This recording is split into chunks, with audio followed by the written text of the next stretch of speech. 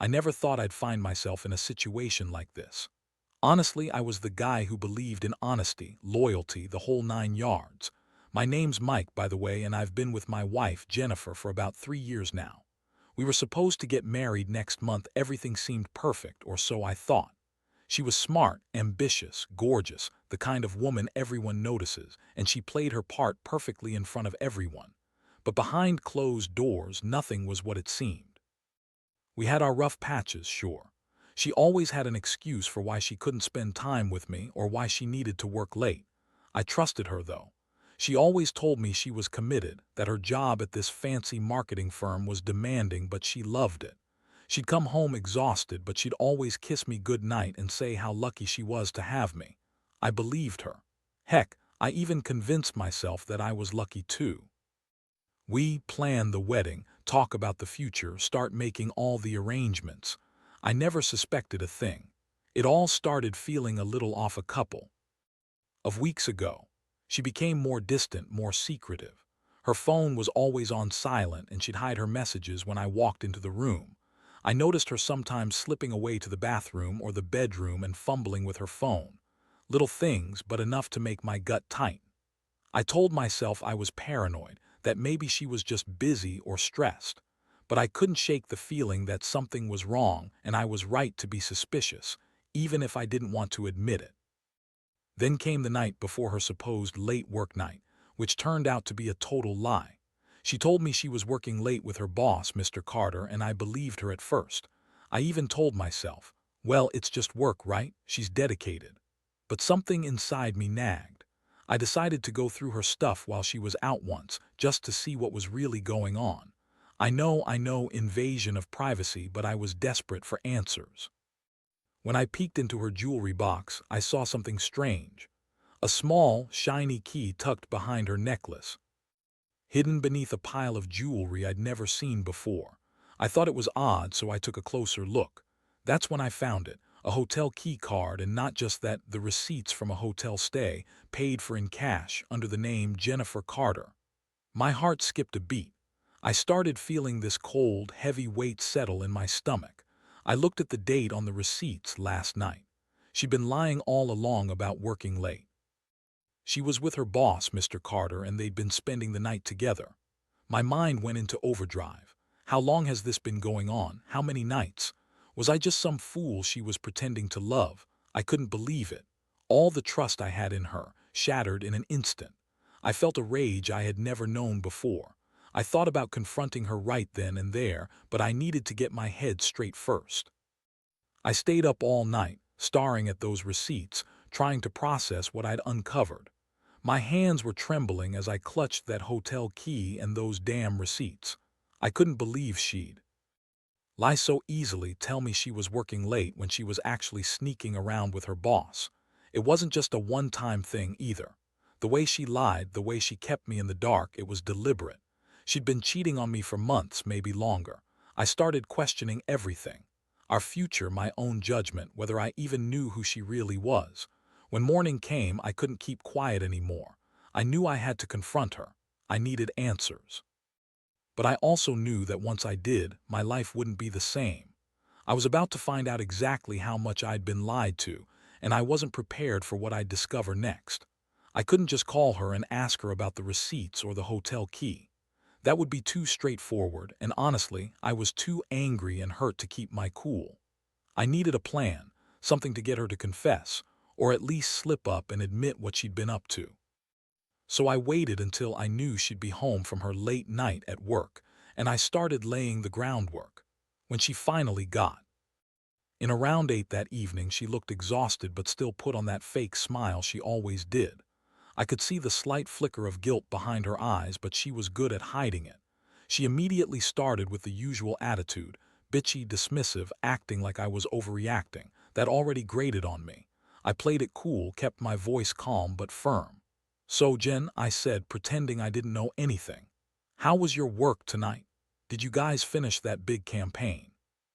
She rolled her eyes, brushing her hair back, and snapped, "Seriously, Mike. It was just a meeting, okay? We worked late, big deal. Stop snooping around like some jealous little kid." Her tone was sharp and I could tell she was trying to brush me off, but I wasn't buying it anymore. I pushed a little. Look, I found something today. I know about the hotel, Jen. The receipts, the key. You've been lying to me. I saw everything. Her face changed. That quick. Her eyes widened for a second, then she recovered her composure, scoffing and crossing her arms. Oh, that's just a stupid mistake. I forgot to tell you I had to stay overnight for some stupid work thing. It's not a big deal, Mike, she said, trying to sound nonchalant but betraying her nervousness. It was just sex, okay? No big deal, it doesn't mean anything. I stared at her, feeling the blood pounding in my ears. Sex? You call cheating on me no big deal? After everything we've been planning? How long has this been going on, Jen? How many nights have you spent with him? My voice cracked a little and she snapped back. Stop being so dramatic. You're overreacting. It's just sex. I swear you're making a mountain out of a molehill. That's when I saw her lie unravel a little. Her eyes darted away for a second and her voice wavered. I could tell she was trying to deny it, but the truth was written all over her face. I felt a cold rush of realization. She was lying, and I knew she was lying because I'd seen the evidence. That hotel key in her jewelry box was proof enough for me. Yet she still refused to admit it outright, still insisting it was no big deal, just stupid mistake. I clenched my fists, trying to control my anger. Jen, tell me the truth. How long has this been going on? Are you even sorry? Or are you just trying to minimize what you did because you think you can wiggle out of it? Her face turned sullen and she looked away again. You don't understand, Mike. It's complicated. He's my boss. He's the one who gives me opportunities, who pushes me to be better. I don't know, it's just sex. It's not like I love him or anything. I was stunned. That was her excuse. It's just sex. I couldn't believe she'd say that so casually. She didn't even seem to realize how much she was hurting me. I felt like I'd been punched in the stomach. My mind raced. How could she be so callous, so manipulative? I'd trusted her, and now I was left with nothing but this sick feeling that the woman I loved had been lying to me this entire time. I spent the next hour trying to get her to admit the truth. She kept twisting her words, lying, acting like I was the crazy one. She even accused me of being paranoid, said I was insecure and jealous. But I knew better. Deep down, I knew she was cheating. I just didn't want to believe it. That night, after her exhausting round of denials, I sat alone in the living room, staring at the receipts and the hotel key. My mind was a whirlwind of confusion, betrayal, and anger. I felt like my whole world was crashing down around me, and I had no idea what I was going to do next. The next morning, I woke up feeling like I'd been hit by a truck. I couldn't sleep after her denial, her bullshit excuses, or the way she looked at me with that smirk like I was overreacting. I kept replaying everything in my head: the hotel receipts, the key, her words, her sneaky behavior. It's like my mind refused to accept that she'd been lying right to my face. I was furious. Not just hurt, but furious that she thought she could lie and get away with it. That she could pretend everything was normal when I knew she'd been sneaking around with her boss. I decided I needed to see her again, to really get her to admit it. I waited until she was in the shower, then I grabbed her phone from the table. I didn't want to snoop, not really, but I needed to see if she'd slipped up somewhere. I scrolled through her messages and there were plenty of texts with her boss, Mr. Carter. Flirty, suggestive texts that made my stomach churn. She'd been texting him about her late nights, saying things like "can't wait to see you again," and tonight was just the beginning. I couldn't believe I'd been so blind. All the signs were there, I just refused to see them. I felt a mix of heartbreak and rage. I knew I had to confront her again, but this time I had undeniable proof. I waited for her to get out of the shower, then calmly told her I knew everything. Her face blanched. She stammered, tried to deny it again, but I laid out the texts I found and the receipts I'd discovered. That's when she finally lost it. "Oh my God," she snapped, her voice suddenly shrill. "You're nuts, you're crazy. I never cheated on you. Those texts are nothing, just work stuff. Honestly, you're such a jealous idiot, you're making up things because you're insecure. Grow up." Her words hit me like a punch in the gut. She acted like I was making a mountain out of a molehill, like I was the problem. But I knew better. I'd seen enough to know she'd been lying, cheating, sneaking around. And then she did something I'll never forget. She looked me right in the eye, that bitchy expression on her face, and told me, Maybe you're just too boring for me, Mike. Maybe I needed something more exciting, someone who actually knows how to satisfy me. That was it. That was the moment I realized I was dealing with someone who didn't give a shit about me, who was willing to ruin everything just to get her fix. I stood there, stunned, while she stormed out of the room and into the kitchen, acting like she had won. I felt this crushing wave of betrayal. All those nights I'd spent working late trying to build a future for us, and she was out with her boss, having sex, lying, pretending to be busy. I couldn't believe how blind I'd been, how stupid I'd been to trust her at all. That day, I did something I never thought I'd do. I started packing my things. I told her I needed some space, that I couldn't stay in the same house anymore while she was out having an affair. I didn't even want to argue. I just wanted to get away from her to clear my head. While I packed, she kept shouting, calling me all sorts of names, trying to guilt-trip me into staying. But I knew I had to cut ties. I wasn't going to let her drag me down to that level. As I loaded the last of my things into my car, I looked back at that house, feeling a strange mix of sadness and relief. I realized that I'd been a fool to believe in her, to think she loved me. She was a liar, a cheat, a bitch who hadn't cared about my feelings for a second.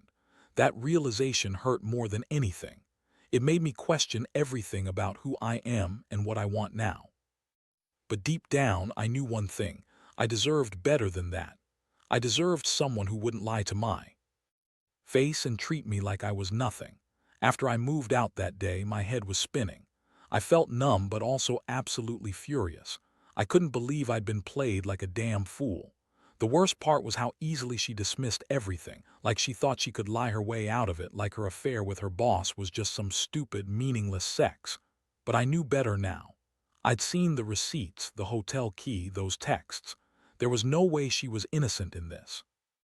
I spent the first few days after leaving just trying to get my head straight. I didn't want to blow up at her, not right away. I knew I needed to think carefully about what I was going to do next, but inside I was boiling. Every time I closed my eyes, I saw her sneaky little face, that fake smile when she was hiding something. I couldn't sleep and I couldn't eat. It felt like my whole world was falling apart, and I was just standing there, helpless and betrayed. One night, I decided I'd had enough. I needed to confront her one last time, not for her sake, but for my own closure. I texted her, telling her I wanted to see her face to face. She responded with a barrage of dismissive texts, calling me obsessive and pathetic, trying to make me feel guilty for exposing her secrets. But I didn't care. I knew she'd been lying, and I needed her to say it out loud to face the consequences of what she'd done. When she finally showed up at my new apartment, she was dressed provocatively, like she was trying to seduce me back or manipulate me into feeling sorry for her. But I wasn't having any of it. I simply looked at her and said, "I know about everything, Jen. The hotel receipts, the texts, the key. I know you cheated, and I know you lied to my face. You don't get to pretend this was just sex or some stupid mistake anymore. I deserve honesty, and I deserve someone who actually cares about me." She rolled her eyes, scoffing. "Oh, please, you're overreacting. It's just sex. I did what I had to do.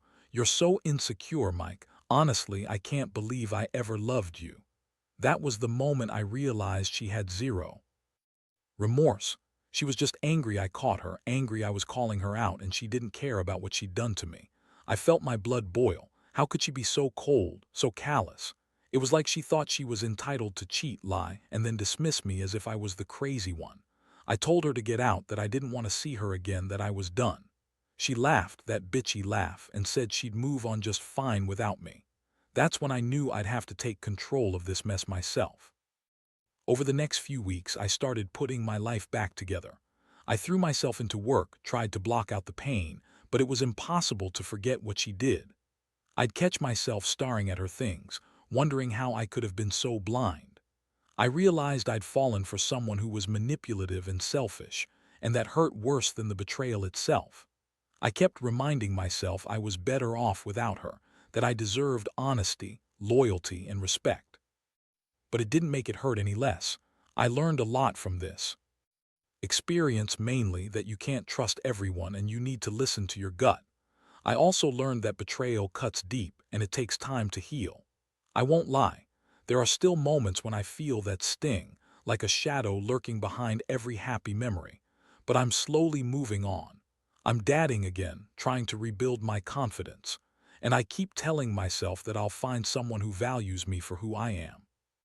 Because if there's one thing I've realized, it's that you shouldn't settle for someone who cheats, lies, and treats you like an afterthought. It's been a few months now since I kicked Jen out and started rebuilding my life. Honestly, I thought I'd feel relief, but sometimes the hurt still sneaks up on me. That betrayal cut so deep, and even though I've moved on, I still catch myself thinking about the good times we had, how I was blind to her lies. I guess that's part of healing, realizing that trusting someone, really trusting them, means you're vulnerable. And I was vulnerable, too damn vulnerable. I started dadding again. It's been slow and awkward at times, trying to shake off the feeling that everyone might be hiding something. But I met someone new, a woman named Lisa. She's nothing like Jen, kind, honest, and straightforward. We clicked pretty quickly, and I found myself opening up in ways I hadn't in years. It's weird how life throws you these curveballs and then forces you to rebuild from the ground up. But I'm not perfect. I still get angry sometimes when I think about Jen, about how she lied and played me. I mean, I was pretty stupid to stay so trusting for so long, but that's part of being human, right? You want to believe in the best of people, even when things seem off. Now, I know I have to listen to my instincts first, not just my heart. Because if I'd listened to my gut a little earlier, maybe I wouldn't have been blindsided like that. Looking back, I realized that what hurt the most was how she dismissed everything I knew to be true. Her attitude, her lies, her sneering at me like I was some insecure fool, those things stayed with me longer than I thought they would. But I also learned that I can survive betrayal. The pain fades and the strength you gain from overcoming it is real. It's just a matter of time and patience. Now I try to focus on myself. I go to the gym more, reconnect with friends I'd neglected, and keep reminding myself that I deserve honesty and respect. I won't let someone else's bullshit define me. And I advise anyone reading this, trust your instincts. If something feels off, don't ignore it. Because when someone is cheating, hiding, or lying, it's usually hiding something they're ashamed of, or something they're scared to lose. And you don't have to put up with that. One thing I've come to realize is that the worst betrayals often teach you the most about who you really are. I've learned to be stronger, more cautious, and more aware of what I want in a relationship. I won't settle for someone who treats me like an option or a backup plan. I want honesty, loyalty, and someone who genuinely cares. That's what I deserve. And I hope everyone else out there who's dealt with this kind of betrayal finds that strength to move forward, no matter how raw the pain feels. Because in the end, the only way is up. Looking back, I realize that this whole mess has changed me in ways I never expected. I used to be someone who believed in fairy tale endings, in the idea that love was enough to keep two people together. Now I see that trust is fragile, and honesty is the foundation of any real relationship. Without those, everything else crumbles. Jen's betrayal was a wake-up call. I learned that people can lie so convincingly that you start questioning everything, even yourself. But I also learned something else: resilience. Even in the worst moments, you find a way to pick yourself up. I've come to accept that some things are beyond my control, but my reactions are. I can choose to let betrayal define me or to use it as fuel to become stronger. I choose the latter. I spent years trusting someone who didn't deserve it, but now I know better. I've become more cautious, more aware, more determined to protect myself from falling into that trap again. The pain will never completely go away, but it doesn't have to destroy me. I see now that betrayal is the end of the world. It's just a chapter, a painful but necessary lesson. I've come to terms with the fact that not everyone is who they seem or who they pretend to be, and that's okay. It's better to know the truth, even if it hurts, than to live in a lie. I'll carry this lesson with me for the rest of my life. Now I focus on the future. I've got a new outlook on relationships. I want someone who's honest, straightforward, and who values loyalty. I've learned to listen to my gut, not just my heart. I don't need someone's empty promises or fake affection. I want real connection built on respect and trust, and I know if I find that, I'll be okay. because I've already survived the worst kind of betrayal. I've faced it, learned from it, and I'm moving forward. To anyone reading this who's going through something similar, just remember, you're not alone. Betrayal cuts deep, but it doesn't have to break you. Take your time to heal, don't rush into anything, and above all, trust yourself. You deserve honesty and respect. Don't settle for less. Life has a way of throwing these tests at us, but we come out stronger on the other side. I know. I did, and I hope you do too.